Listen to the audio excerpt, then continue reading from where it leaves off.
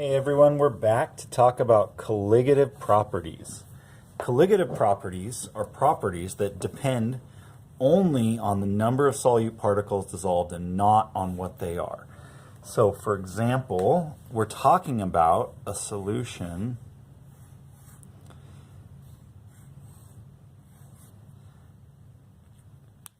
and imagine we have water dissolved. These are properties that it wouldn't matter whether you dissolved ethanol over here, so you have CH3CH2OH here, or over here you dissolved sugar, which it would be C6H12O6 if it were glucose sugar. It wouldn't matter which thing you had dissolved, as long as you had the same amount dissolved. So if you had 1 mole of each dissolved, then they would affect properties the same way. So the properties that depend only on the number of solute particles dissolved. So if you have a mole of ethanol versus a mole of sugar, they would affect the properties of this solution the same way. So here are some of those properties. One of them we've already seen, and that's vapor pressure. The vapor pressure is lowered according to Raoult's law. The pressure of the solution is equal to the mole fraction of the solvent times the original vapor pressure of the solvent. A few more are freezing point depression. Depression means that it's lowered. The freezing point always gets lower when you dissolve something in it. Boiling point elevation, which means it's raised, or it always gets higher when you dissolve something in a solution. And the osmotic pressure.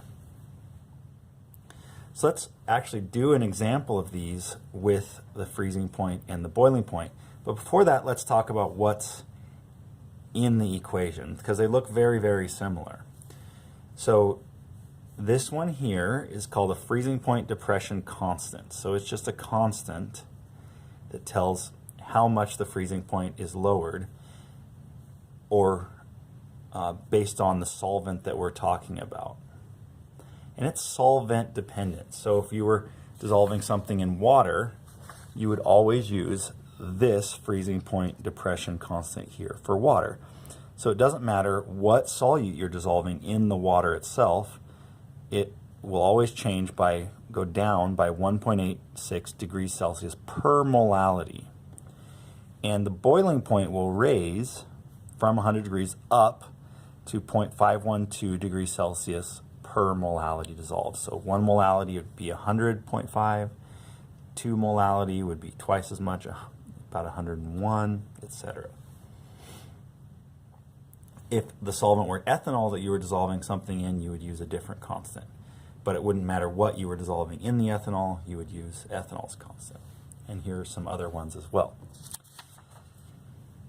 Since you already saw that molality is in that constant, it shouldn't surprise you that the unit of molality is in our equation. That's the molality of the solute. And then the last thing here is what's called a Van't Hoff factor. And I've highlighted this down here at the bottom. The Van't Hoff factor, that I is called a Van't Hoff factor. And it's essentially the number of moles of ions in 1 mole of solute. So what I mean is that we talked about this previously, that if methanol, CH3OH, dissolves in water, when you put it in water, it just stays as CH3OH in the water. But when you dissolve something like NaCl into water, it splits up into sodium and chloride ions. So Van't Hoff factor actually accounts for how many specific individual particles are actually made when you dissolve an electrolyte into the solution. So we would think that for sodium chloride, the Van't Hoff factor would be 2, because each NaCl splits up into an Na plus and Cl negative. So we would say that would have an ideal Van't Hoff factor equal to 2. But the truth is that there's some ion pairing. So when you actually dissolve sodium chloride in the water, if we actually put the sodium chloride in a solution here, you had the water there. That is true to some extent. You would get mostly Na pluses and Cl negatives, all surrounded by water molecules. But that's not 100% what happens. Sometimes you get an Na plus and a Cl negative stuck to each other, and together they're surrounded by water molecules. Other times you get something like an Na plus stuck to a Cl negative, stuck to an Na plus, all three clumped together, surrounded by water molecules. And you get the idea. There's a little bit of pairing where it's not all specifically split up into two separate ions like we've sort of previously talked about. The majority of it is, but to some extent there are other little clumpings that can take place in the solution. So for that we have we think of the I expected, or the I that would be ideal, sodium chloride would split up into two ions, but what we actually observe is that it affects the solution as if it's only split up into 1.9 ions. And each different solid will have a different actual von Taff factor. So you can do the calculations sort of expected or estimated using an expected von Taff factor, or you can do the calculation with a measured von Taff factor, and your calculation will be a lot more accurate. One important note is non-electrolytes, things like molecular compounds like the ethanol, do actually expect and observe a von Taff factor of just 1. They don't split up into ions, so there's nothing to take into account for that. So I think we're ready. Let's go ahead and dive into an actual problem. Let's actually do 6 problems at once. What are the freezing and boiling points of a 1.7 molality aqueous ethanol solution? What about if it's a 1.7 molality sodium chloride solution? And for sodium chloride, let's actually both calculate the ideal or expected, sort of the estimate, and the actual for the solution. Let's go ahead and break this down. We're going to try to find the new freezing point and new boiling point for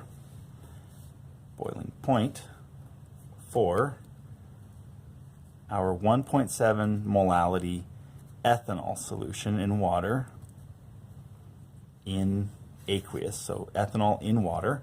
Then we're going to find a new freezing point and new boiling point for sodium chloride in water,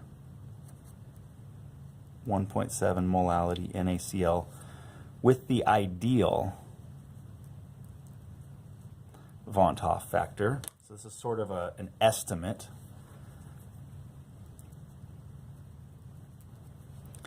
And then we'll try to do an accurate calculation of the new freezing point and new boiling point for the 1.7 molality NaCl with the real von Taff factor.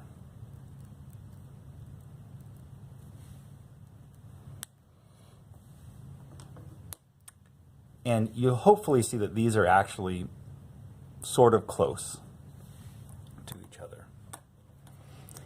This is actually, it looks like we're doing a whole bunch of work, but this is all very, very repetitive. The change in temperature of freezing is equal to the von Taff factor times the molality times that freezing point depression constant. The change in temperature of boiling is equal to the von Taff factor times the molality times the boiling point elevation constant. So that's really a very, very repetitive calculation. So we're just going to need to do that 6 different times into our calculator. The first thing that we should do is, we know the molality already. We need to look up the freezing point and boiling point elevation constants for water, for the solvent, not for the ethanol or the sodium chloride, because what we're dissolving all of these things in is water. And remember, this is a property that doesn't depend on what's dissolved, just how much of it is dissolved. So the freezing point depression constant for water is right here, 1.86 degrees Celsius per molality, and the boiling point elevation constant is 0.512 degrees Celsius per molality. So for the freezing point, 1.86 degrees Celsius per molality and 0.512 degrees Celsius per molality.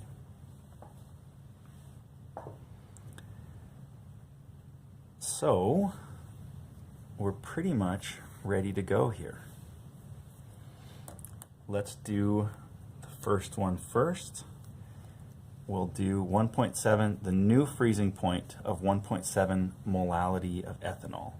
So the change in temperature of freezing is equal to the Van't Hoff factor. So for ethanol, it's a non-electrolyte, so that's just 1, times the molality is 1.7 molality times the freezing point depression constant, which is 1.86 degrees Celsius per molality. Plug that all into your calculator. You're going to get 3.162 degrees Celsius. So that's how much this freezing temperature went down. Remember, it was originally, the original freezing point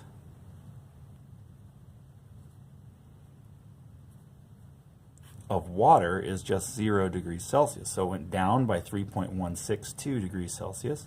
We get that the new freezing point is negative 3.2 degrees Celsius.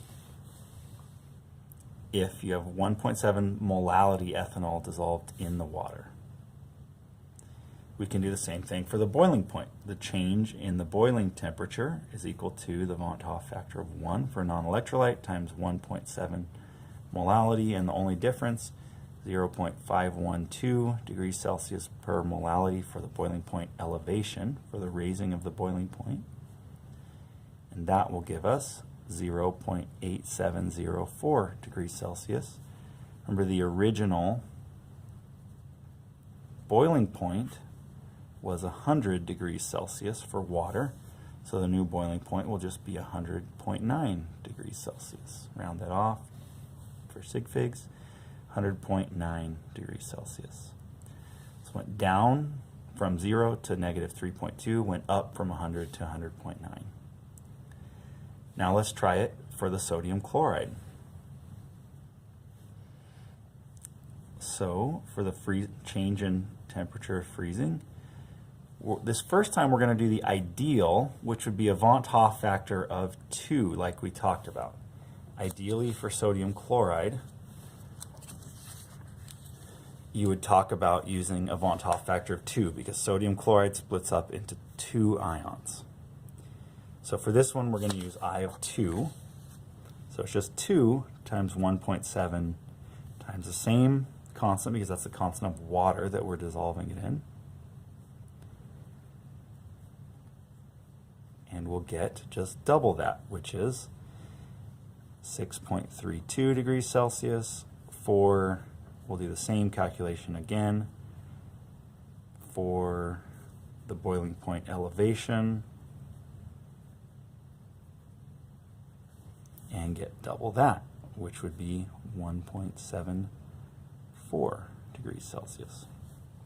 So if we subtract that from the original freezing point of 0, we're going to get negative 6.3 degrees Celsius is the new freezing point. It's gone down from 0 by 6.3 degrees Celsius. The new boiling point will go up from 100 to 1.74. So 101.7 degrees Celsius. Now we'll do the same thing for sodium chloride, just using the real Van't Hoff factor of 1.9. And again, you look that up on a table. So if we look back at our Van't Hoff factor table, it said that sodium chloride is really a 1.9 Van't Hoff factor, so we'll plug that in instead. would just be the change in the freezing temperature is equal to the real Van't Hoff factor of 1.9 times, though still the 1.7 molality, times the same freezing point depression constant of 1.86 degrees Celsius per molality. Same thing for the boiling point elevation, 1.9 times the 1.7 molality times the boiling point elevation constant. And we get 6.008 degrees Celsius for the freezing point depression, for the lowering of the freezing point, and we get 1.654 for the boiling point elevation. So our new freezing point is negative 6.0 degrees Celsius, and our new boiling point is 101.7 degrees Celsius. So you see, if we use the ideal or the real, it doesn't actually necessarily get a much different calculation. The reason we do both this and this is because we don't always have that table available with the Van't Hoff factors. That's not often a readily available table. So a lot of times when you're taking a test, I'll try to give you the real Van't Hoff factors, but if you take a standardized test or something like that, people will expect you to just use the ideal to calculate an estimate instead of using the real Van't Hoff factor to calculate more precisely. So I just wanted to do that so you could get a heads up doing it both ways. All right, thanks for hanging with me. See you next video.